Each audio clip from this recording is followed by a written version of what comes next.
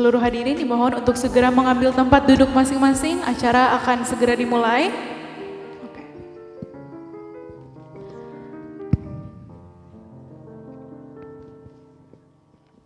Oke, kita akan segera mulai ya. Selamat sore semuanya.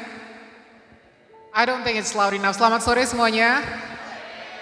Nah, gitu semangat. I know that this is the third parallel dan pasti banyak dari kalian yang sudah dari tadi pagi ya, bahkan ada yang ngantri dari jam 7 pagi. But I want to keep raising the spirit karena diskusi kali ini akan sangat asik.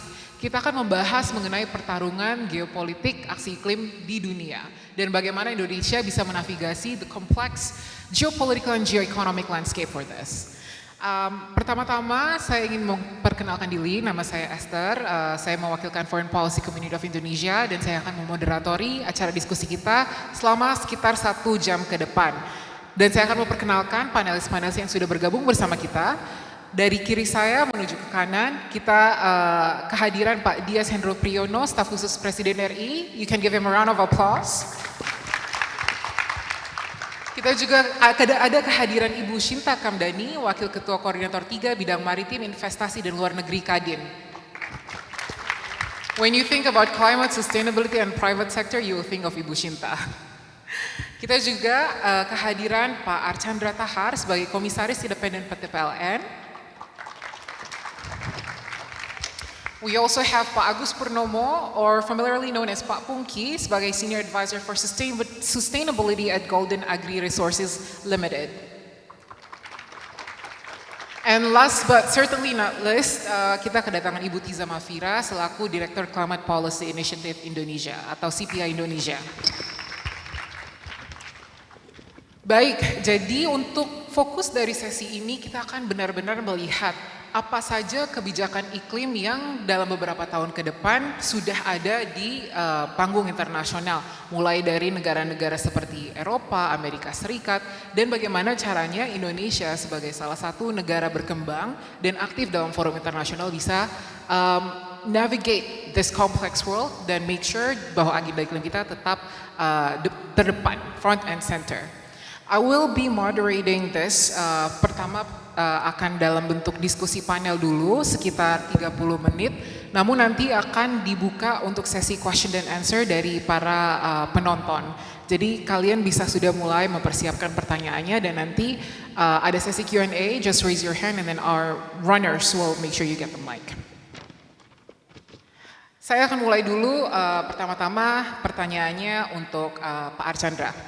Pak Archandra, as you know, when it comes to geopolitics dan juga international climate policies, Indonesia ini akhir-akhir ini mendapatkan banyak, bukan hanya pressure sih, tapi encouragement untuk transisi energi terbarukan lebih cepat dan dalam skala yang lebih besar lagi. Tapi kita tahu sendiri bahwa Indonesia sebagai negara berkembang juga memiliki agenda memastikan adanya energy accessibility dan affordability. Jadi mungkin Pak Archandra bisa memperkenalkan secara singkat bagaimana konteksnya di Indonesia selama ini. Terima kasih. Nyala ya? Oke, baik. Assalamualaikum warahmatullahi wabarakatuh. Please allow me to speak in bahasa. Oke. Terima kasih. Pertanyaannya menjadi concern kita di Indonesia. Apakah energy policy kita itu sudah sejalan dengan apa yang ada di dunia sana secara geopolitik ya. Mari kita lihat apakah dua kutub yang ada sekarang, ya kutub Amerika dan kutub Eropa itu punya policy yang berbeda untuk energi transisi mereka ya. Amerika lebih menekankan kepada dekarbonisasi, di mana fokus mereka tetap berbisnis di oil and gas, di fossil fuel. Kalau ada impact negatif dari aktivitas penggunaan energi fosil mereka, maka teknologi yang akan membersihkan itu, maka dinamakan dengan dekarbonisasi. Sebaliknya, Eropa itu lebih cenderung mengatakan kami tidak lagi mau berbisnis di fossil fuel. Mengubah usaha mereka yang dinamakan diversifikasi dari fossil fuel ke renewable energy. Ya. Nah, bagaimana dengan Indonesia? Apakah kita akan ikut salah satunya? Ya. Mari kita lihat perbedaannya, ya. Eropa sama Amerika itu boleh dibilang dua-duanya adalah kontinen. Luas daratan yang sangat luas, menghubungkan beberapa negara. Kalau di Amerika itu menghubungkan beberapa negara bagian. Sementara sebaliknya Indonesia adalah negara kepulauan.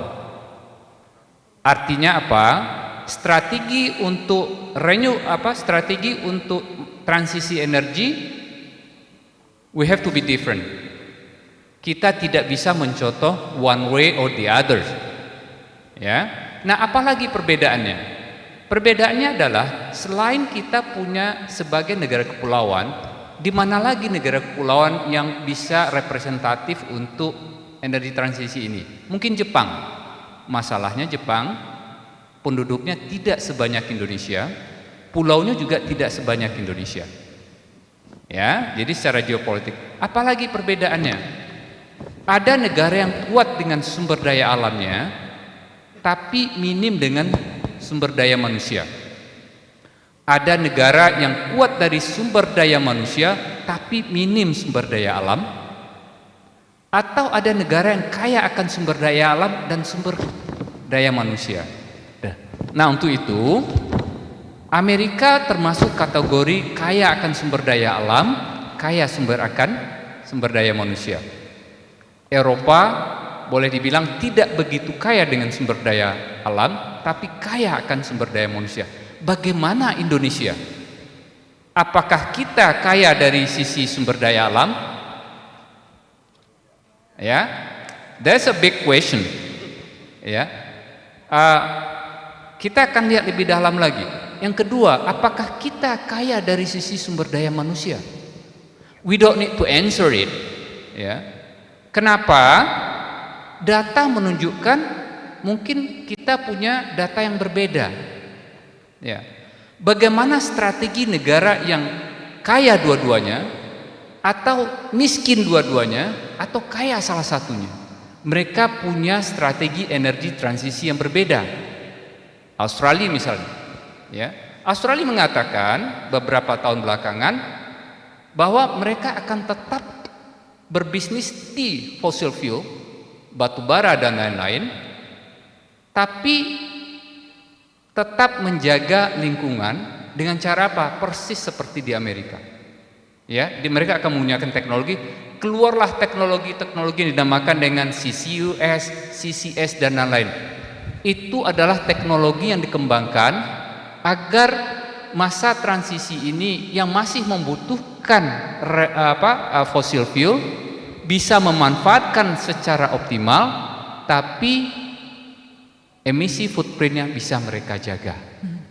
Ya, nah untuk itu poin yang akan saya sampaikan atau yang sedang saya sampaikan adalah kita tidak bisa meniru salah satu dari dua kutub ini.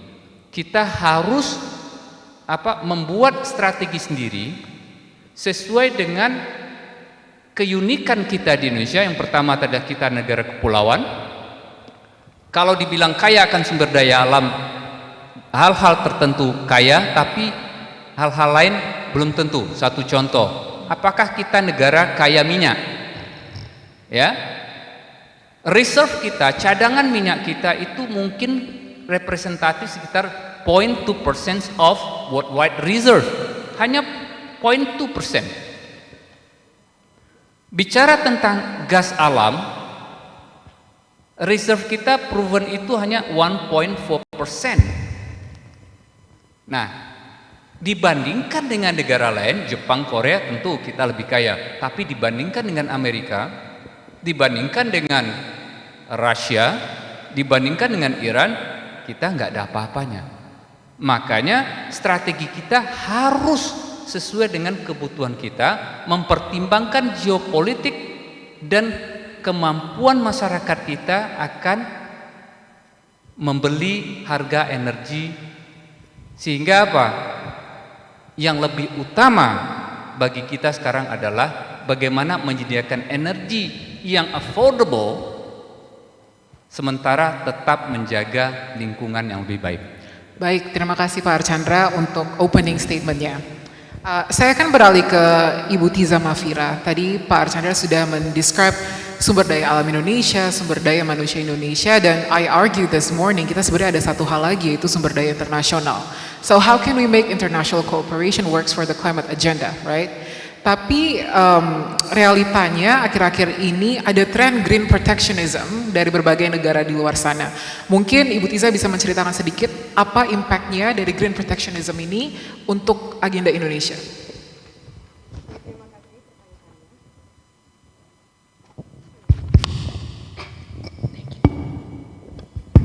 Oke, terima kasih Esther pertanyaannya. Tadi Pak Archandra membawa dua kubu ya, ada kubu Amerika Serikat, North America, ada kubu Eropa. Dan kebetulan kalau bicara green protectionism, dua kubu ini memang memiliki dua gaya yang berbeda. Pertama saya mau menjelaskan green protectionism itu apa dulu ya. Protectionism ada yang tahu, ada yang familiar dengan istilah itu protectionism? Bisa angkat tangan yang familiar? Oke, tidak banyak, hanya mungkin 2 atau 3. Jadi saya jelaskan dulu, protectionism itu adalah hambatan perdagangan. Jadi misalnya Indonesia menerapkan tarif terhadap barang impor, itu adalah upaya Indonesia menetapkan sebuah hambatan terhadap barang impor tersebut untuk terlalu murah di Indonesia, gitu kan ya. Atau misalnya negara lain deh, negara misalnya Singapura memberikan subsidi ke barang-barang tertentunya Singapura supaya barang impor boleh tetap masuk tapi barang lokal lebih murah. Itu juga suatu bentuk protectionism atau trade barrier. Jadi bentuknya macam-macam, bisa tarif pajak, bisa subsidi barang lokal, bisa standar ya, standar barang lokal atau standar barang yang diimpor masuk ke sebuah negara harus setinggi mungkin misalnya, jadi susah untuk masuk. Kemudian ya macam-macam lah. Nah, green protectionism adalah hambatan perdagangan berdasarkan alasan-alasan lingkungan. Jadi ada standar lingkungan tertentu yang harus dipenuhi oleh barang yang mau masuk ke negara tersebut. Nah, dalam hal ini Eropa menerapkan yang namanya EU CBAM, Carbon Border Adjustment Mechanism. Kemudian US ya menerapkan yang namanya IRA, Inflation Reduction Act. Kalau CBAM atau EU Carbon Border Adjustment Mechanism itu intinya adalah begini. Kalau di Eropa industri-industri tertentu ya kayak besi, baja, aluminium, pupuk gitu ya, itu udah kena carbon price ya, udah kena carbon price. Carbon price itu bisa pajak karbon, bisa perdagangan karbon, tapi intinya ada harga per ton karbonnya, ada kayak tarif per ton karbonnya. Di EU itu sekarang kira-kira sekitar 90 euro per ton, cukup tinggi. Nah, tapi dia takut nih, kalau industri saya di Eropa beli dari luar negeri bahan bakunya, dan luar negeri itu lebih murah daripada carbon price saya di sini, maka emisinya akan terjadi di luar negeri dong. Itu namanya carbon leakage ya. Jadi kata Eropa begini, kalau begitu barang yang masuk ke Eropa, bahan baku yang masuk ke Eropa, kita akan kenakan carbon border adjustment ini. Kita akan kenakan tarif sesuai dengan tarif yang berlaku di negara kita, di union kita gitu. Jadi itu berpengaruh terhadap barangnya Indonesia yang mau masuk ke Eropa. Baja, besi, aluminium, pupuk, itu semua nanti kalau masuk ke Eropa mulai 2026 itu akan kena tarif yang lebih tinggi untuk menyesuaikan dengan si carbon price-nya Eropa. Nah, ada yang menyebutkan, wah itu barrier tuh nggak boleh. Tapi dari perspektifnya Eropa, ya ini adalah standar lingkungan kami, gitu ya. Menurut saya conceptually itu benar karena kita sedang menghadapi krisis iklim. Inilah sebabnya kita berada di sini kan untuk membahas bagaimana mengatasi krisis iklim. Mengatasinya adalah dengan menurunkan emisi. Menurunkan emisi salah satunya adalah dengan memahalkan setiap ton karbon yang diproduksi oleh industri-industri, gitu kan? Supaya mereka punya insentif untuk mengurangi emisi, punya insentif untuk pakai teknologi yang lebih ramah lingkungan. Jadi secara konsep menurut saya benar. Mungkin argumentasi atau kritik yang banyak terjadi adalah karena Eropa melakukan ini secara unilateral, secara sepihak. Jadi nggak pakai nego-nego dulu, nggak pakai agreement-agreement dulu dengan negara-negara tetangganya, dengan negara-negara partner trade-nya dan sebagainya. Oke. Nah, kemudian US IRA atau Inflation Reduction Act itu agak beda. Dia itu kayak subsidi ke produk domestiknya dia, dalam hal ini kayak misalnya EV gitu ya. Dia ngasih subsidi ke pabrik EV di negaranya, asalkan pabrik EV-nya tuh punya TKDN kayak Indonesia, punya komponen dalam negeri, atau dari negara yang punya free trade agreement dengan Amerika. Itu agak beda. Nah, Indonesia nggak punya nih free trade agreement dengan Amerika. Berusaha banget nih punya free trade agreement dengan Amerika. Tapi apa kata Amerika, kata US Senate-nya begini, jangan bikin free trade agreement dulu dengan Indonesia. Karena Indonesia, tambang nikelnya itu tidak memenuhi standar ESG. Plus, tambang nikel Indonesia itu banyak yang punya Cina. Gitu. Ini kata US Senate. Jadi sampai sekarang belum ada nih FTA sehingga nikelnya Indonesia yang tadinya kepingin dijual ke Amerika ya untuk baterai, untuk EV, jadi nggak dapet subsidi tersebut, nggak dapet tarif yang bagus gitu. Itu juga sebuah bentuk green protectionism yang menurut saya adalah ya apa hubungannya sama Cina gitu loh.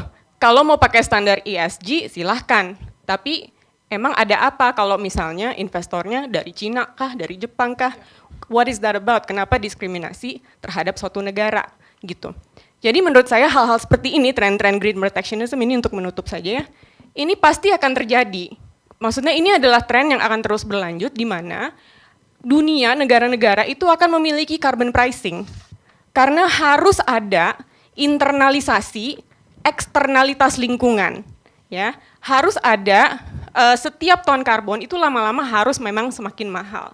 Jadi ini adalah tren yang pasti akan diikuti oleh negara-negara. Indonesia pun mengikuti kok. Kita udah ngomongin perdagangan karbon, udah melaksanakan perdagangan karbon untuk PLTU, udah ngomongin pajak karbon, mudah-mudahan akan keluar dalam administrasi berikutnya. Tapi ini semua tren yang akan terus terjadi. Yang kedua adalah tren ESG. Standar-standar ESG itu semua perusahaan di seluruh dunia pasti akan kena standar-standar ESG itu pada suatu saat nanti. Jadi nggak ada salahnya menurut saya Indonesia mendengarkan sinyal-sinyal tren market itu. Kalau memang market menghendaki carbon pricing yang ambisius, industri rendah karbon yang ambisius, standar ESG yang ambisius, kenapa tidak kita memberikan best in class effort untuk menjadikan industri kita sekompetitif, sehijau itu. Makasih. Thank you, Kak Tiza. Please give a round of applause. I think that was a very comprehensive introduction mengenai green protectionism dan juga beberapa kebijakan iklim yang memang Indonesia dari sekarang sudah harus mulai mendengarkan karena nyatanya kita belum ada mekanismenya yang siap untuk meresap dari opportunity tersebut yang pada dasarnya memang sekarang tantangan tapi bisa menjadi suatu peluang, right? I now turn to Ibu Shinta. Tadi kebijakan-kebijakan yang baru saja dijelaskan mulai dari EU CBAM lah atau US IRA itu directly linked to pengusaha. Bisnis, right?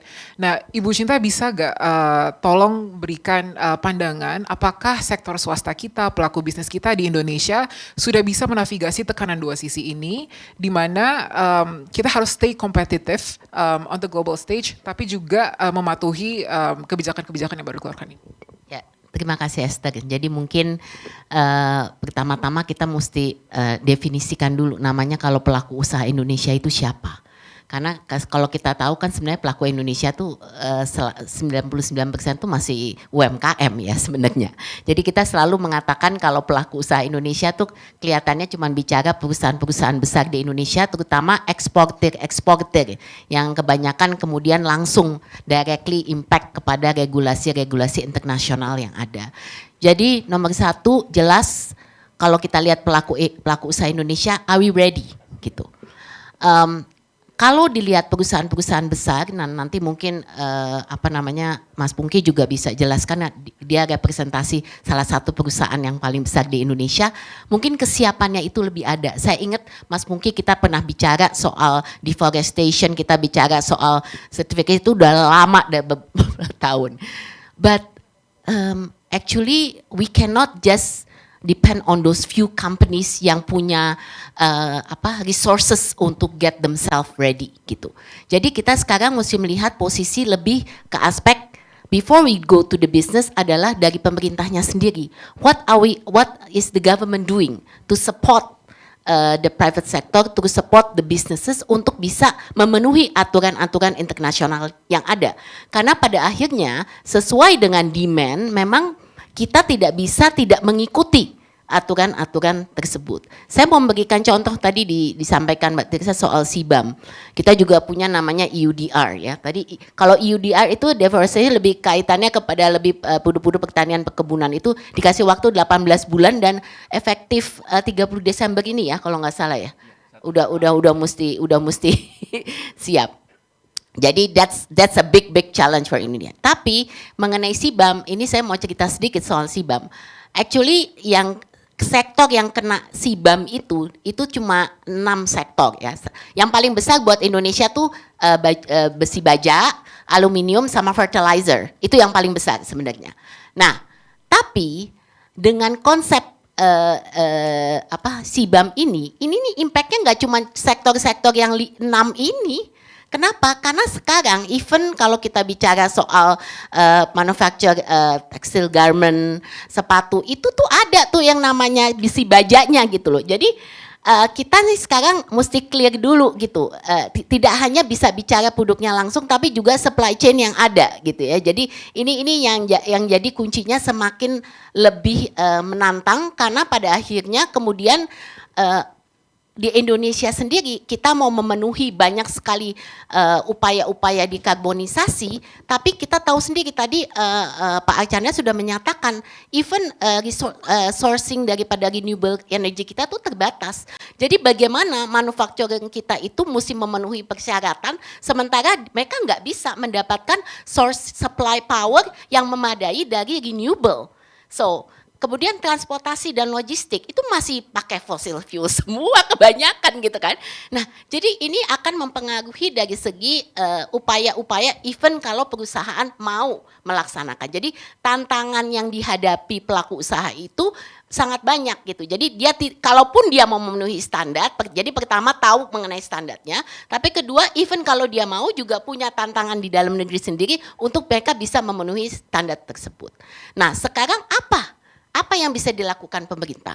Nah saya tadi disampaikan 2 hal ya, mengenai kalau untuk SIBAM dan EUDR, itu kan kita sebenarnya Indonesia sedang negosiasi nih, Esther, negosiasi perjanjian Indonesia EU-SIPA, Comprehensive Economic Partnership Agreement. Yang pelaku usaha sudah dorong-dorong, ayo cepetan. Kenapa? Karena Vietnam yang udah selesaikan, dia yang ngambil semua tuh namanya investasi, ekspor, jauh lebih tinggi gitu, karena dia udah selesai. Ya dia udah kita ini masih sudah berapa ya? Udah lebih dari 7 10 tahun ya untuk masih ini, negosiasi nggak selesai. Semoga bisa cepat selesai. Tapi poinnya adalah kenapa? Karena seperti contohnya di dalam SIBAM itu kita sekarang mau supaya kalau offset yang dilakukan di dalam negeri itu bisa dideduct juga sebagai ini. Nah ini sebenarnya akan bantu gitu. Jadi ada upaya pemerintah di dalam perjanjian ini yang bisa nantinya membantu.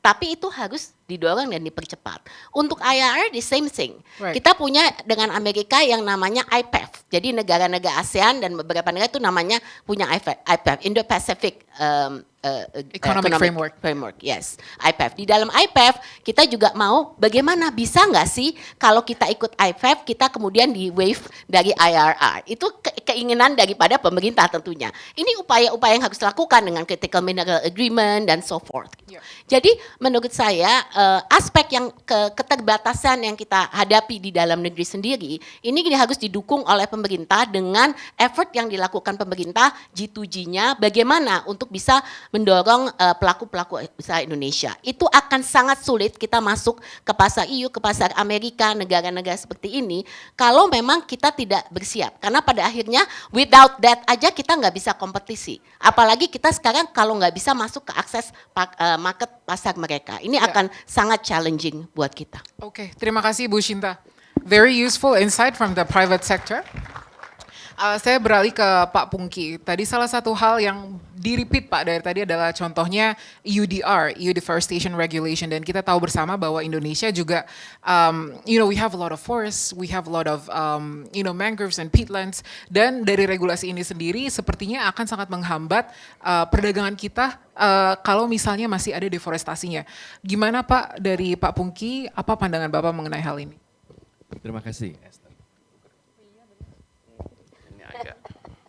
Terima kasih. EUDR itu menyangkut 7 komoditi, 4 diantaranya ada di Indonesia, yaitu sawit, kakao, kopi, dan karet.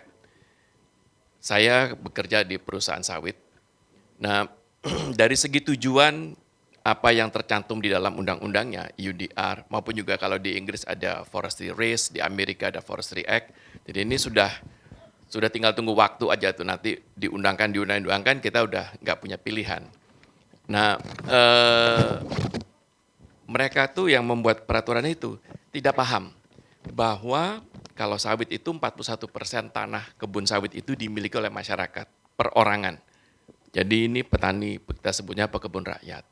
Kalau kita bicara kopi, kakao, dan karet, itu 90% lebih itu kegiatannya oleh perorangan masyarakat. Mereka membuat peraturan seakan-akan semuanya itu industri dikelola oleh perusahaan. Jadi bikin peraturan lah bahwa setiap orang yang mengekspor ke Eropa atau import di dalam Eropanya itu harus membawa koordinat dari kebunnya dari mana, supaya ketahuan dia deforestasi atau tidak. Dia harus ada legalitas supaya ketahuan apakah ini lahan yang bermasalah atau tidak. Dan kemudian juga ada ketentuan itu dipisahkan. Masalahnya di Republik yang kita cintai ini, sebagian komoditi yang diambil oleh masyarakat itu sudah ada sebelum Indonesia merdeka dan pendataannya itu tidak ada. Sehingga aspek legalitasnya itu menjadi persoalan besar untuk bisa dibuktikan gitu. Tapi kan Uni Eropanya nggak peduli gitu ya. Sehingga perusahaan-perusahaan besar yang sedang menyiapkan diri untuk memenuhi persyaratan terpaksa meninggalkan pasokan dari pekebun-pekebun rakyat, dari petani-petani kecil di kakao, di karet maupun di kopi. Nah, ini adalah dampak dari penyederhanaan tujuan untuk menyelamatkan hutan, seakan-akan semuanya itu homogen satu hal gitu. Padahal karet kita itu karet alam, karet hutan, jungle rubber disebutnya. Kopi kita itu juga tumbuh di bawah naungan pohon-pohon besar. Gitu juga dengan kakao. Jadi mereka memang ada di kawasan hutan.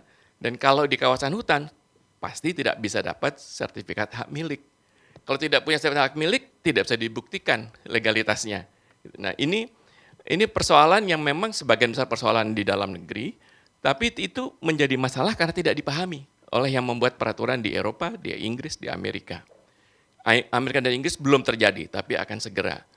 Nah, ada satu hal yang penting untuk kita pahami, bahwa yang akan bisa memenuhi nanti kebanyakan adalah sawit, dan itu kita berasumsi, kan Indonesia punya 50 juta ton, yang ke Eropa paling juga cuma 3 juta ton. Ya kita jual aja ke tempat lain kalau yang 3 juta nggak dapat. Masalahnya, ketentuan itu berlaku untuk semua produk turunan. Jadi kalau sawit menjadi permen itu diproduksi di Tiongkok, lalu Tiongkok ekspor ke Eropa, dia juga kena ketentuan UDR.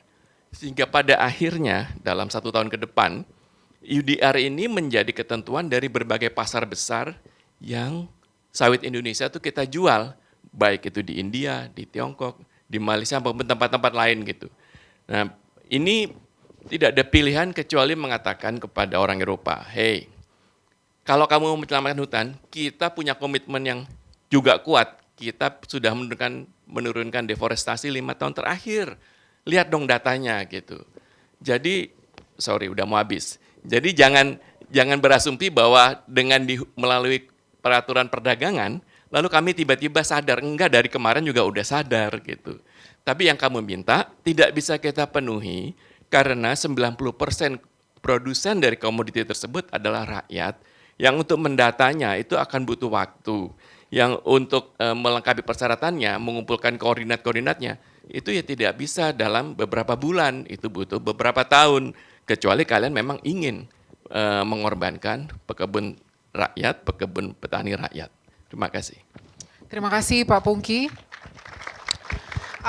Sebenarnya dari tadi yang saya tangkap adalah Indonesia dari berbagai sektor ya, kita melihat kebijakan itu mulai dari CBAM, dari US IRA atau EUDR, sebenarnya kita sudah tahu bahwa kebijakan-kebijakan ini itu untuk melawan krisis iklim. Dan kita juga udah ada kesadaran untuk mulai transisi.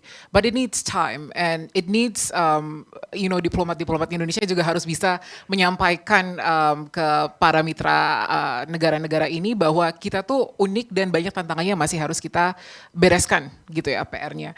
Nah, saya ingin ke Pak Dias.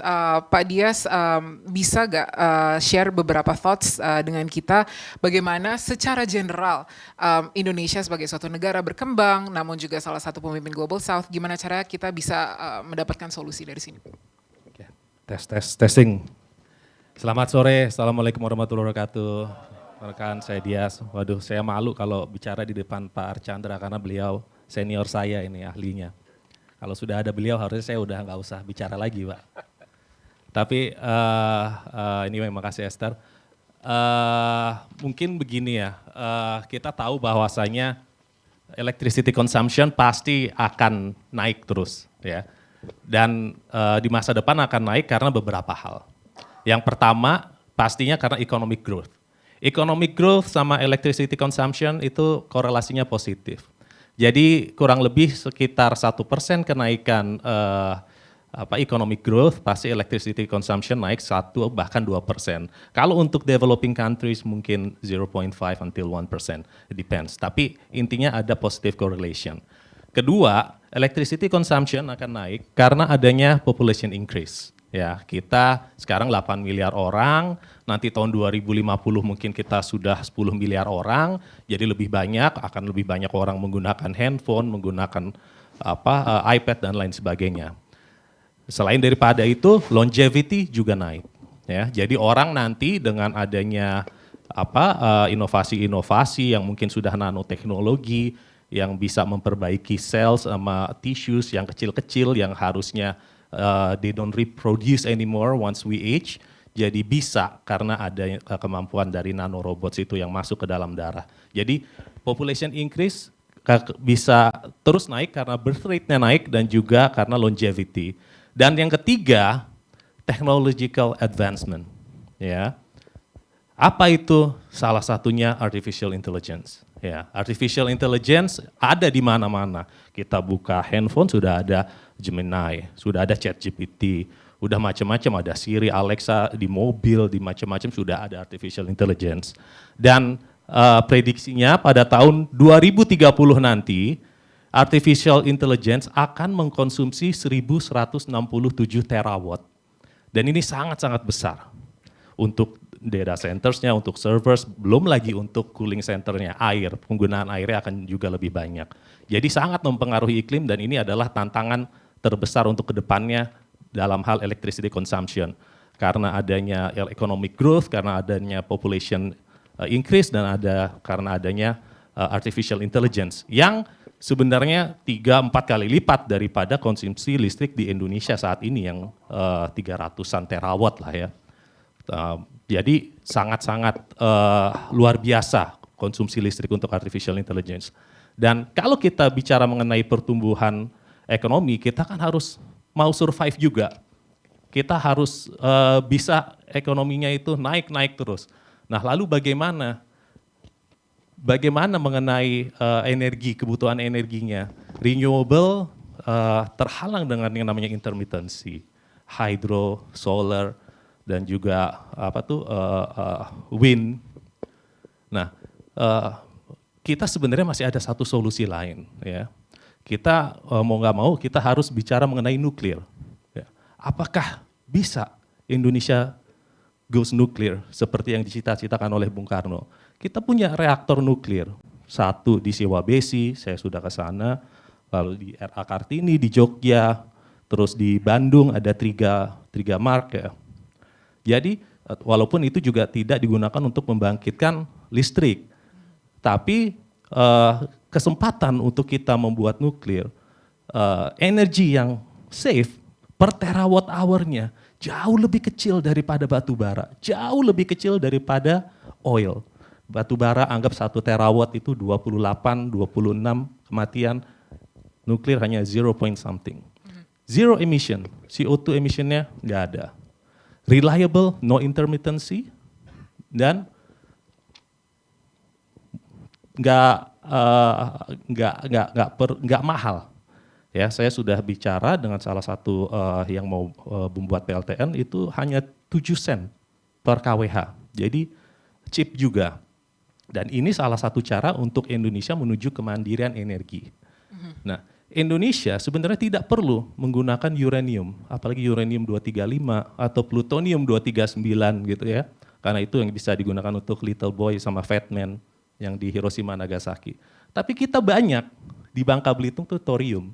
Jadi thorium 232 yang nanti dijadikan thorium 233 itu bisa juga di split lalu dijadikan uranium 233 fissile material, tapi sangat sulit untuk dijadikan nuclear bombs. Itu bisa kita gunakan untuk membangkitkan energi. Nah, tetangga kita Thailand sudah memasukkan nuklir di Ruwen, Ruwennya dia. Filipina, Bongbong Marcos sudah bilang mau melanjutkan program nuklirnya bapaknya, Ferdinand Marcos. Indonesia saat ini sedang merevisi peraturan pemerintah terkait CAN yang tidak lagi memasukkan nuklir sebagai opsi terakhir. Jadi nuklir no longer as a last resort. Dan juga katanya sudah mau membuat satu badan, apa namanya, NEPIO, badan yang implementation organization gitulah untuk pembangunan nuklir. Dan Pak Prabowo juga sudah, waktu itu saya baca di berita saja, ketemu dengan Rusia, bicara dengan Rosatom, tapi saya nggak tahu keterlanjutannya bagaimana. Tapi intinya, everything has to be put on the table dan kita harus melihat energi kita ini ke depannya kita mau lebih maju, lalu kalau kita lebih maju, emisi akan lebih banyak. Bisakah kita membangkitkan energi dari renewable jika kita mau membuat data center yang untuk artificial intelligence di Batam, dan sekarang sudah ada di Batam. Dan mereka juga requiring clean energy. Apakah bisa mempower itu semua dari renewable yang ada dengan hambatan intermittency? Artinya opsi untuk pembangunan PLTN khususnya mungkin thorium harus kita buka juga. Sehingga itu bisa menjadi diskusi publik. Mungkin Baik, gitu. Terima kasih. Oke, so unexpectedly the first round of questions took a lot of time karena memang banyak sekali pandangan-pandangan yang disampaikan oleh para speaker kita. Mungkin yang I will do sekarang adalah I'm gonna ask Kak Tiza a question, tapi after that I will open up to Q&A langsung. Jadi para penonton sudah bisa mempersiapkan pertanyaannya, bisa ditujukan ke panelis manapun dan nanti tinggal angkat tangan saja, runner akan memberikan mic. Ke Bu Tiza, yang saya ingin tanyakan itu seringkali kita mendengar kalau dari pemerintah, kenapa kita tidak bisa mencapai net zero lebih cepat dari 2060 ke 2050, tentu karena kita belum ada teknologinya. Tapi seringkali dibilangnya itu karena kita, actually we don't have the money for that, right? Tadi pagi kita memberikan Climate Hero Award untuk Ibu Menteri Keuangan SME, dan beliau sendiri mengatakan kalau kita pengen early retirement CFPP atau PLTU, that requires a lot of money. So in CPI you focus on mobilizing finance. Can you tell us a little bit, apa sih yang menjadi hambatan untuk menggalang international support untuk mendapatkan pendanaan iklim dari luar negeri ke Indonesia? Oke, terima kasih. International support pendanaan dari luar berarti ya. Pendanaan dari luar itu ada dua, ada publik, ada swasta, ada pendanaan publik yang dari negara lain, atau kadang-kadang dialirinnya lewat bank pembangunan kayak World Bank, ADB. Ada pendanaan swasta yang kalau masuk ke Indonesia itu jatuh-jatuhnya foreign direct investment gitu ya. Itu jatuh-jatuhnya investasi sebenarnya. Nah kalau kita bicara yang pertama, sebenarnya kita berharap itu berlimpah. Karena mereka udah berjanji-janji misalnya 100 miliar USD per tahun untuk negara berkembang misalnya. Atau janji-janji lain lah, misalnya JETP, misalnya loss and damage gitu ya. Tetapi pada kenyataannya saat ini menurut data Kemenkeu memang ada pendanaan asing yang masuk, namun 66%-nya itu berbentuk pinjaman kepada negara ya, G2G. Nah, yang kita harapkan adalah yang publik seperti itu, yang G2G seperti itu, kalau bisa ya jangan pinjaman lah, kasih hibah aja gitu kan, dan lebih banyak. Tapi kenyataannya tidak seperti itu karena mereka sendiri, negara-negara maju ini sendiri sebenarnya mengalami tantangan-tantangan keuangan dan fiskal mereka sendiri gitu kan. Lagi nggak bagus-bagus amat juga loh Amerika dan Eropa dan sebagainya itu sekarang. Nah oke, jadi kita sekarang bicara pendanaan swasta, bagaimana kita menarik investasi dari luar ke Indonesia, tapi untuk mengembangkan sektor hijau kita gitu kan. Dan sebenarnya ini energi apa sih kebutuhan Indonesia untuk berkembang, untuk membangkitkan misalnya energy security itu sangat membutuhkan investasi seperti ini. Sumber daya alam kita yang paling berlimpah itu adalah apa, teman-teman? Apa? Sumber daya alam kita yang paling berlimpah apa? Nikel, batu bara. Matahari. Sumber daya alam kita yang paling berlimpah adalah matahari. Panas banget di Depok, bahkan ada 2 mataharinya kan. Nah sama saja dengan batu bara, kalau batu bara nggak ditambang nggak jadi apa-apa. Matahari kalau nggak di capture pakai solar PV nggak jadi apa-apa. Oleh karena itu kita perlu berinvestasi di energi terbarukan. Tidak saja satu energi terbarukan, tadi kata Pak Dias, intermittency. Nah, IEA sudah mengatakan sebenarnya intermittency itu tidak menjadi masalah, yang penting adalah 3 hal. Yang pertama adalah ada energi yang konstan, yang kedua adalah energi yang variabel, yang ketiga adalah ada stabilizer. Konstan itu adalah geothermal, hidro, ya misalnya nuklir juga bisa konstan, atau yang lain lah yang nyala terus. Nah yang variabel itu adalah yang seperti angin, seperti matahari ya solar PV, yang kalau siang panas banget, kalau malam turun. Nah disambungkannya dengan stabilizer, stabilizer itu adalah grid ya, transmission grid ya, yang kayak tower-tower listrik yang kita lihat itu tapi lebih canggih, udah di power sama AI segala macam, punya kemampuan untuk menstabilasi ya mix energi ini. Nah sebenarnya ada melalui cara ini banyak negara sebenarnya yang sudah mencapai 70% energi terbarukan, 80% energi terbarukan, nggak pernah ada masalah, nggak pernah ada mati lampu gitu. Asal kita bisa melakukannya dengan baik. Nah terakhir, cara kita menarik investasi asing adalah dengan memastikan bahwa industri kita ditenagai energi terbarukan. Karena sekarang company-company dari luar itu mencari yang rendah karbon supaya mereka juga bisa laporan kan di ESG report mereka tiap tahun. Oh, saya supply chain-nya sudah hijau. Banyak loh perusahaan-perusahaan yang agak mikir nih masuk ke Indonesia karena yang ini nggak ditenagai energi terbarukan, mau bikin pabrik baterai tapi sumber energinya dari batu bara gitu. Jadi ini akan meningkatkan competitiveness Indonesia kalau kita benar-benar komitmen meningkatkan energi terbarukan. Oke, terima kasih. Kita langsung buka aja sesi Q&A-nya. Oke, sudah banyak sekali tangan yang diangkat. Mungkin the guy in white shirt over there. Ya, lalu Bapak yang berbaju merah di sebelah kiri ini, dan Mbak yang pakai baju coklat di bawah sini. Kita langsung ambil 3 sekaligus biar bisa ditanyakan ke semua pembicara ya. Perkenalkan nama, dari mana, afiliasinya. Terima kasih atas kesempatannya moderator. Nama saya Steven Montesquieu, saya mahasiswa hubungan internasional dan saat ini sedang kuliah di UGM. Pertanyaan saya adalah mungkin kepada Pak Dias, kita mengetahui bahwa Prabowo Gibran terpilih dan akan dilantik 20 Oktober. Namun bulan besok ada COP29 di Baku, Azerbaijan. Nah, kira-kira mungkin pertanyaan saya adalah bagaimana persiapan Indonesia di COP29? Apakah akan mengajukan, misalkan kalau kita melihat COP28 hasil sebelumnya kan dana loss and fund damage-nya menurut saya masih cukup rendah gitu. Nah, kira-kira apakah Indonesia sebagai member of Green Climate Fund, kira-kira apakah akan mengajukan biaya untuk katakanlah transisi energi di COP29? Terima kasih. Baik, kalau ada pembicara juga yang ingin menjawab hal itu nanti juga bisa. Pertanyaan kedua kita ambil. Itu yang berbaju merah dari atas.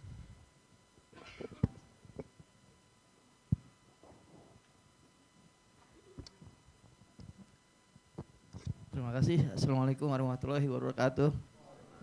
Nama saya Jenvi, saya kebetulan konsultan di Badan Riset Inovasi Nasional, Pak. Kebetulan saya dulu sempat bantu Pak Dahlan Iskan waktu jadi menteri. Nah, saya setuju Mbak Tirza bahwa masa depan kita solar panel. Bahkan resource silika kita mungkin salah satu 4 atau 5 terbesar di dunia. Tapi waktu Pak Dahlan dengan LAN itu membuat membran solar panel, ketika Jokowi berkuasa diberhentikan, Mbak. Mohon langsung ke pertanyaannya aja Pak, dan saya, sesuai dengan topik mengenai geopolitik. Gini, Mbak, konkretnya saya pengen industri solar panel itu kita harus bisa mandiri. Dan yang kedua, transaksi karuan itu harus dibuka ke publik, terutama PLN. Selama ini orang pakai solar panel nggak pernah dibuka ke publik tentang transaksinya. Nah, dan berapa real karuan di Indonesia yang sekarang saya lihat bursa karuannya juga kurang transparan. Thank you, Pak.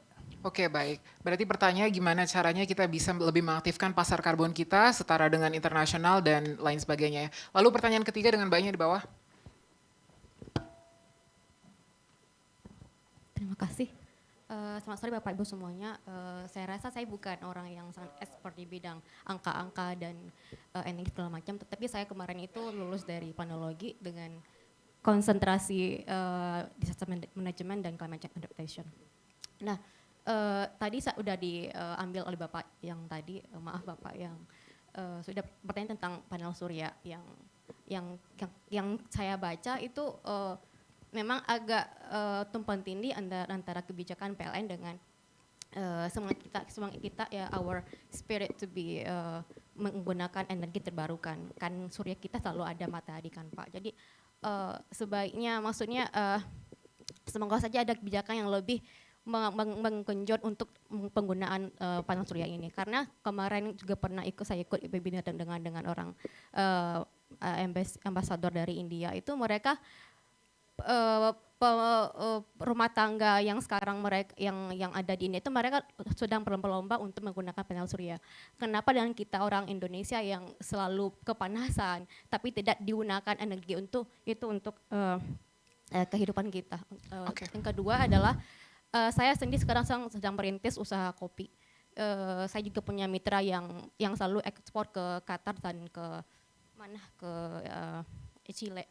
Jadi sebagai pemula bisnis, mungkin ke Mbak Tiza, untuk kebijakan ekspor ke luar negeri itu apakah nanti berdampak kepada ekspor kopi yang kami akan rintis, karena saya juga hanya tutor bahasa Inggris, Spanyol sama Indonesia. Baik. Jadi apakah nanti akan berefek itu, dan sebenarnya tadi juga yang sesi yang kedua satu ini saya juga ingin bertanya tentang bagaimana sih mungkin sudah cukup pertanyaannya karena agar bisa menjawab pertanyaannya. Oke, baik, terima kasih. Jadi kalau saya bisa izin merampungkan tadi pertanyaan apa saja untuk industri kopi, mungkin saya akan kasih pertanyaannya ke Pak Pungki dan juga Ibu Shinta untuk menjawab. Lalu bagaimana caranya the solar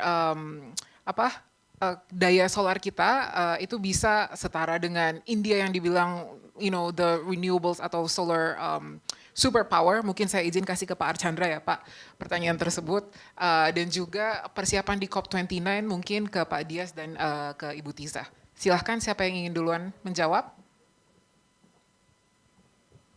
Yang paling gampang. Pertanyaan mengenai kopi ya. Kalau kopi kebetulan kita termasuk yang bukan yang top 3 ya. Jadi produk kita lari kemana-mana. Dan masalahnya memang adalah memberikan data geolocation dan legalitas. Nah itu kalau itu belum terselesaikan ya kita nggak bisa jualan. Artinya Eropa akan kehilangan kopi Indonesia. Seperti halnya juga dia akan kehilangan rubber Indonesia dan juga yang lain-lain yang memang persoalannya ada di smallholder. Kalau perusahaan besarnya semua bisa memenuhi. Jadi mereka bisa melengkapi datanya, tapi karena mereka juga menjual produk dari masyarakat, produk dari petani kecil, yang petani masyarakat itu yang tidak akan bisa dijual karena datanya kita tidak punya. Ya, mungkin saya tambahkan ya. Jadi siapa namanya? Anissa, kalau kita mau mulai bisnis kopi, kita nggak perlu pusing dulu mikirin kopi kita mau dibawa kemana.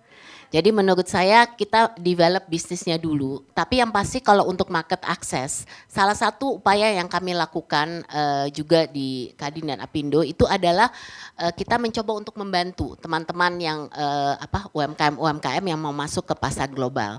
Menurut saya ini kunci penting gitu, karena tidak semudah itu seperti perusahaan-perusahaan besar bisa mengikuti standar yang ada dan lain-lain gitu. Dan kita tahu pasar-pasar mana yang memungkinkan untuk masuk gitu. Jadi saya usul jangan kerjain sendiri gitu. Bergabunglah untuk masuk ke dalam network UMKM karena kita memang membantu UMKM yang juga mau masuk ke pasar global. Kita punya yang namanya trading hub. Jadi ini perizinan itu susah sekali kalau di luar negeri itu tergantung negaranya mana dan lain-lain. Jadi saya usul kalau ada UMKM yang melakukan itu sebaiknya bergabung gitu dan masuk ke dalam dukungan effort ekosistem yang dibangun untuk membantu UMKM masuk ke pasar global. Tapi yang kedua saya mau touch sedikit mengenai solar ya. Soalnya solar ini menjadi salah satu yang seksi menurut saya di Indonesia karena dianggap opportunity-nya begitu banyak. Kalau kita melihat solar, memang kalau dilihat dari segi harga banyak mengatakan oh harganya sekarang sudah turun sekali gitu ya dibandingkan udah lebih kompetitif dan lain-lain. Satu hal mungkin good news yang baru dikeluarkan oleh pemerintah Indonesia adalah mengenai TKDN. Karena tadi Mbak Tirsa bilang mau bawa FDI masuk itu banyak yang kendala TKDN-nya.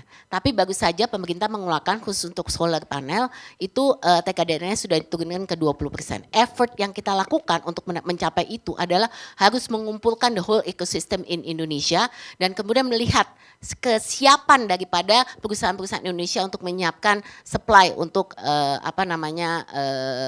ekosistem daripada solar panel. Jadi yang saya mau menyampaikan ini adalah kadang-kadang kita punya effort yang besar, tapi sekarang it's no point for us to complain atau mengatakan kenapa nggak bisa. Memang kita harus nyari solusinya gitu loh. Jadi ini yang saya pikir upaya kebersamaan kita untuk mencari solusi-solusi yang tepat dan ini yang tadi dikatakan mulai dari regulasi, kemudian teknologi, tadi ada pertanyaan mengenai financingnya, ya kita belum ngomong soal people-nya gitu loh. All this effort yang kita mau lakukan, ini people kita juga perlu punya skill-skill khusus gitu. Jadi effort ini jelas nggak bisa dilakukan on a silo gitu. Dan peran pemerintah di sini memang sangat penting, tapi yang saya mau garis bawahi adalah bahwa kita untuk mencapai suatu effort ini kita mesti jelas menginventarisasi dan mencari solusi-solusi yang spesifik. I think it's enough for us to just say this is problem. Tapi actually apa sih jalan keluarnya gitu dan apa masukan ini termasuk untuk COP29 as well gitu. Saat ini kami minta untuk bisa dilibatkan, untuk dikonsultasikan karena pada akhirnya kita juga mau kasih masukan-masukan untuk negosiator kita yang akan masuk ke dalam COP29 gitu. Jadi maksud saya pelaku usaha ini juga jangan dan nggak cuma pelaku usaha ya, akademisi, masyarakat ini jangan di left behind gitu. Karena banyakkan effort juga perlu masukan-masukan dari pihak pemangku kepentingan untuk bisa memaksimalkan effort Indonesia. Without that, no point, kita nggak akan bisa mencapai net zero by 2060, nggak usah deh ngomongin soal itu gitu. Jadi menurut saya kuncinya let's not make this as a jargon untuk mencapai net zero 2060, but can we actually do it together, itu sih. Very powerful points, Bu Shinta. Thank you. Tadi satu hal yang Bu Shinta sempat touch upon adalah akhir-akhir ini tuh solar panel juga sangat seksi ya, very attractive. But sebenarnya perkembangan the fact that solar PV itu sekarang sudah makin murah dan lain sebagainya itu tidak terinsulasi dari namanya geopolitik. The fact that contohnya sekarang solar PV yang bahkan di manufacture di Southeast Asia pun di Asia Tenggara kalau masuk ke Amerika Serikat akan kena tarif. Nah itu tuh elemen geopolitik lain yang sebenarnya Indonesia harus pikirkan dengan negara-negara Asia Tenggara lainnya harus pikirkan. Mungkin saya bisa ke Pak Archandra untuk memberikan komentar Pak. Tentang yang mana? Tentang semuanya. Dikit-dikit aja. Bisa dipilih Pak, diskresi Bapak. Boleh saya berdiri nggak? Silahkan. Karena subjeknya saya rasa penting ya, edukasinya. Tadi saya Mbak Tifa ya bicara tentang solar PV kenapa perkembangannya nggak begitu cepat di Indonesia. Saya akan membawa sebuah logika, semoga bisa mengikuti logika ini. Ya. Kalau kita punya solar PV 100 megawatt misalnya. Coba ya 100 megawatt, tiba-tiba hujan. Siapa yang mampu menggantikan 100 megawatt itu? 100 megawatt hujan, turun itu voltage, turun itu fasa, turun itu frekuensi. Jadi kalau ada orang teknikal di sini, ya orang elektro, mengerti betul itu kalau terjadi voltase turun, peralatan di rumah bisa rusak ya. 100 megawatt drop, dia harus digantikan.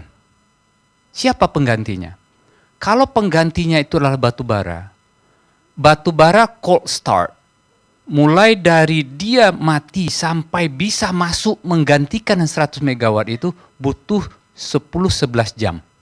Ada yang mau nggak menunggu 11 jam setelah hujan listriknya bisa dapat? Ada yang mau? Nggak ada yang mau. Ini masalah technical. We are talking about technical. Ya. Terus jenis energi apa yang mampu untuk menggantikan 100 megawatt tadi? Yang mampu adalah gas. Gas, sewaktu kita hidupkan untuk mengganti, sampai masuk ke grid dan bisa kita gunakan, itu butuh menitan, 10-11 menit. Jadi ada jeda 10-11 menit, sampai itu listrik yang tadinya mati dari solar PV, digantikan oleh pembangkit gas, 10 menit mati jeda. Masih bisa tahan 10 menit? Oh, tunggu dulu. Ya, bisa jadi komputer sistem kita yang membutuhkan continuity itu akan teriak. Bahkan 11 menit, 10 menit pun dirasa lama. Mampukah kita menyediakan listrik tanpa kedip? Kalau hujan solar PV atau awan, listrik kita tanpa kedip, mampu nggak? Saya bicara tentang teknikalnya. Bagaimana di negara lain? Di negara lain ada yang dinamakan dengan smart grid. Diatur itu mati di sini, ya bisa digantikan oleh listrik yang dari sumber lain. Sangat bergantung dari berapa energi mix kita. Kalau energi mix di sebuah negara, misal Indonesia, 60% itu adalah batu bara, mampukah batu bara menggantikan, iya kalau 100 megawatt.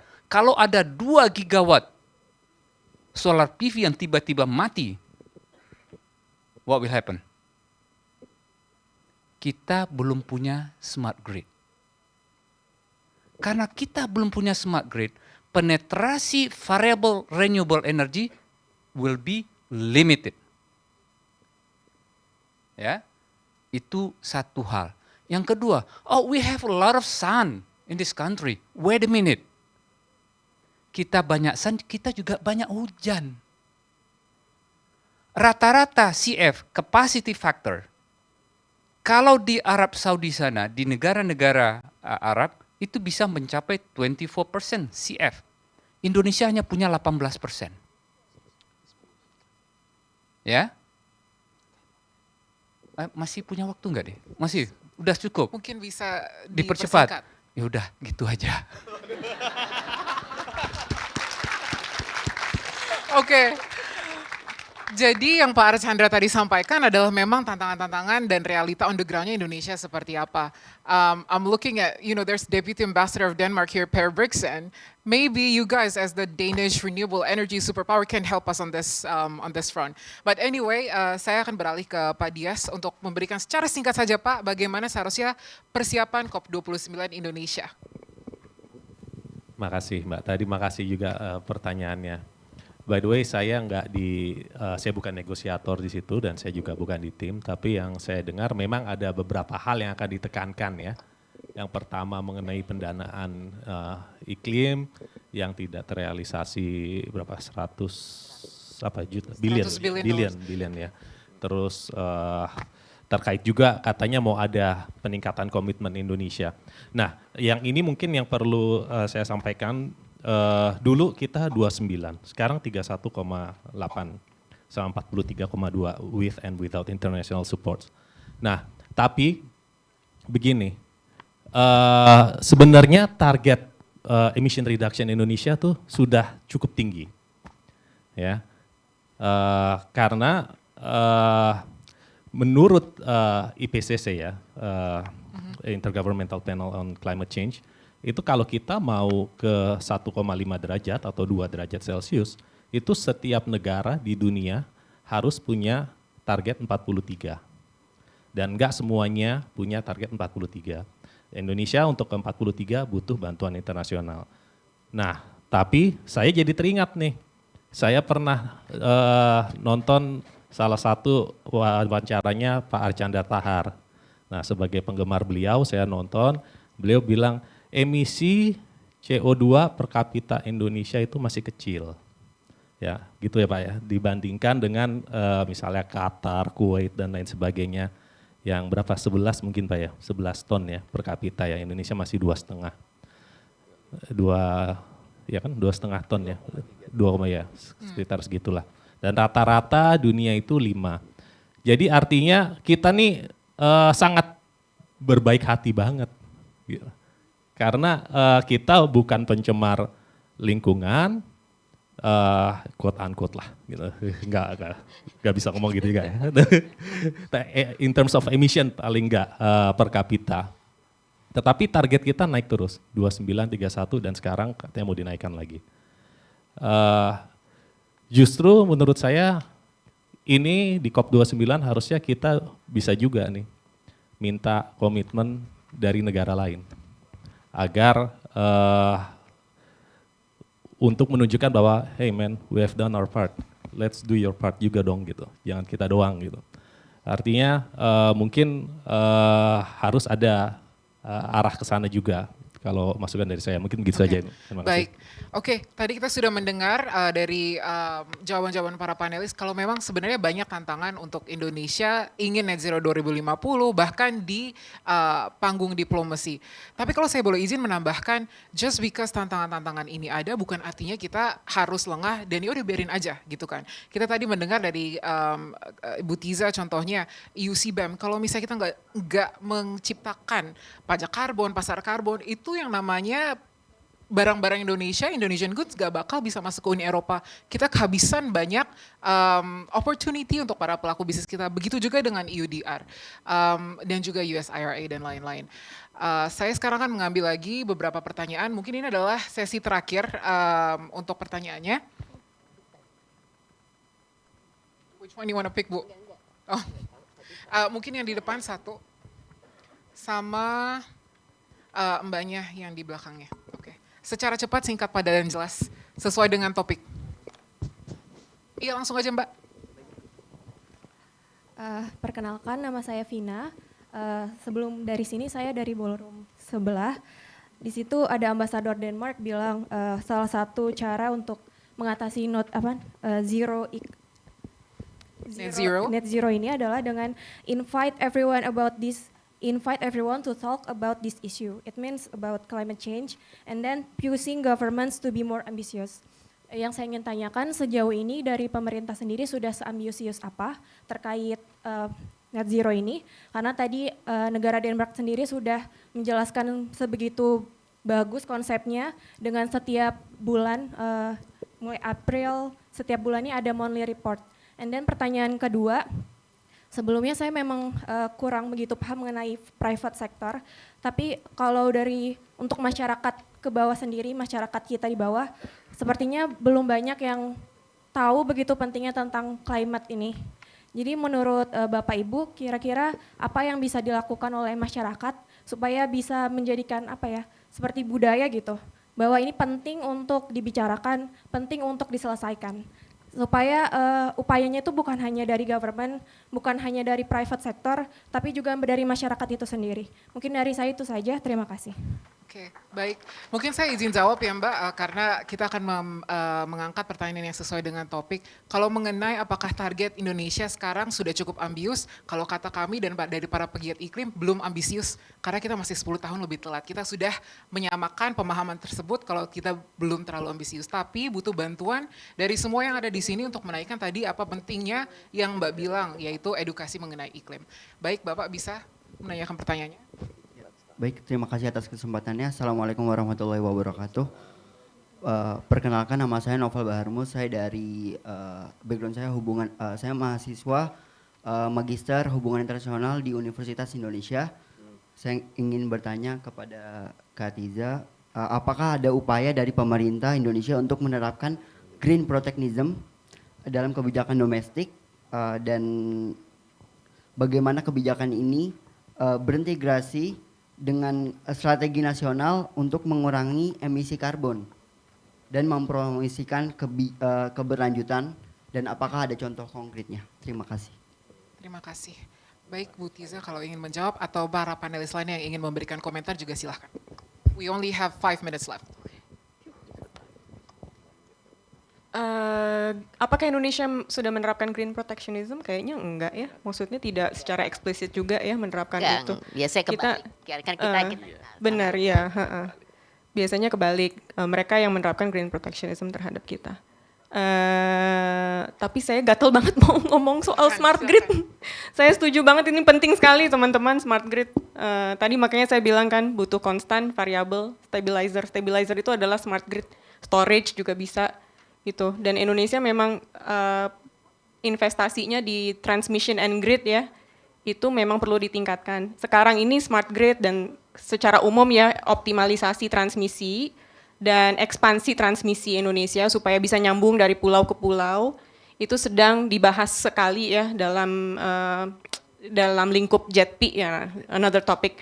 Tapi itu sedang dibahas sekali karena memang Indonesia membutuhkan investasi yang jauh lebih banyak untuk bisa menerapkan grid yang bisa menyerap lebih banyak energi terbarukan. Terima kasih. Saya cuma mau ngundang, boleh nggak nih? Jadi sebelum ditutup sama Esther, kebetulan Kemenko Marves pemerintah dan Kadin akan mengadakan Indonesia International Sustainability Forum. Kenapa ini penting? Karena ini udah kedua kalinya kita lakukan di Indonesia dan kita mau Indonesia manggung juga di area sustainability, dan ini akan jadi semacam best practice wave-nya Indonesia untuk sustainability, di mana kita mengundang banyak sekali speaker internasional ya. Jadi ini dan topik-topiknya semua yang kita ngomongin di sini dan beyond itu semua akan ada gitu. Jadi saya mengundang teman-teman sekalian, kalau sempat silahkan mendaftar, dan ini akan diadakan 5 dan 6 September di JHCC di Jakarta. Jadi ini saya rasa kesempatan yang luar biasa untuk bisa berinteraksi dengan para pemain global juga. Terima kasih. Baik, terima kasih Bu Shinta. Kalau boleh saya bantu merangkum apa saja poin-poin penting yang disampaikan para panelis tadi. Tadi kita sudah mendengar dari Ibu Tiza pentingnya kita bisa juga mempersiapkan mekanisme pasar karbon, pajak karbon di Indonesia supaya kita bisa sesuai dengan standar internasional dan standar lingkungan internasional. Dari Pak Pungki kita juga mendengar sebenarnya kita sudah sadar dari lama kalau kita harus mengurangi deforestasi, dan untuk bisa mematuhi peraturan-peraturan internasional seperti EUDR dan lain sebagainya, justru diplomasinya Indonesia untuk menyampaikan sebenarnya tantangan on the ground-nya, realita on the ground-nya seperti apa, dan butuh waktu untuk mempersiapkan. Dari Pak Archandra Tahar tadi kita juga sudah mendengar bahwa yes we want renewables, but at the end of the day punya gak kita smart power grid-nya, dan disitulah kenapa yang namanya diplomasi iklim itu sangat penting, karena kita harus bisa menggalang bantuan dari internasional, para negara-negara yang sudah maju dan sudah industrialisasi lebih dahulu untuk membantu transisi net zero Indonesia. Bu Shinta juga dengan sangat strong points menyatakan bahwa pelaku bisnis Indonesia itu sudah bekerja keras mempersiapkan diri untuk competitiveness dan juga sustainability ke depannya, but it still needs time and it still needs a lot of homework. Pak Dias juga saya sangat berterima kasih tadi sudah menyampaikan pandangan on opportunities ke depannya, mulai dari nuclear energy sampai panggung COP29 yang akan kita hadapi nanti di Baku, Azerbaijan. With that, let me close this panel. Please give a very huge round of applause for our panelists once again. Terima kasih kami sampaikan kepada para panelis atas diskusi yang sangat insightful. Sebelum mengakhiri sesi, saya undang para panelis untuk tetap berada di panggung untuk pemberian cindera mata dan sesi foto bersama. Untuk panitia silakan.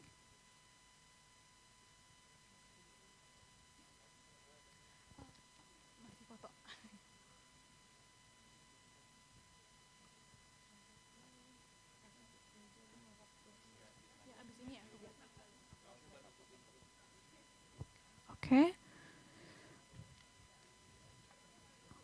Oke, kamera ready.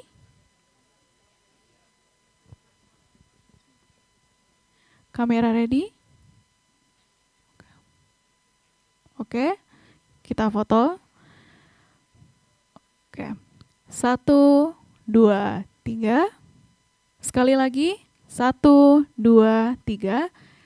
Bisa turn around untuk foto bersama audiens. Mungkin bisa duduk di bench di depan.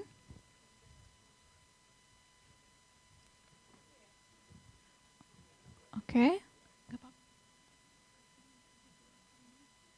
Oke, kamera.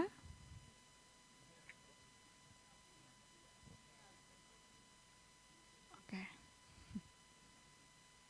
Oke. Kita foto lagi. 1, 2, 3. Sekali lagi, 1, 2, 3. Mari kita beri tepuk tangan sekali lagi untuk para panelis.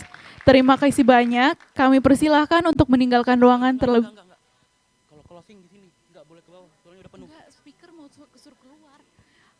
Itu jadi ya, enggak, closing tetap di sini. Jadi kalau mereka keluar, berarti mereka pulang. Nggak bisa lagi balik. Jadi gimana? Tadi katanya suruh mereka ke bawah. Baru dari HT. Untuk yang ingin mengikuti sesi closing, bisa ditunggu di sini. Kami akan memperlihatkan closingnya dari ballroom. Bagi para hadirin yang ingin mengikuti closing, tidak perlu meninggalkan ruangan.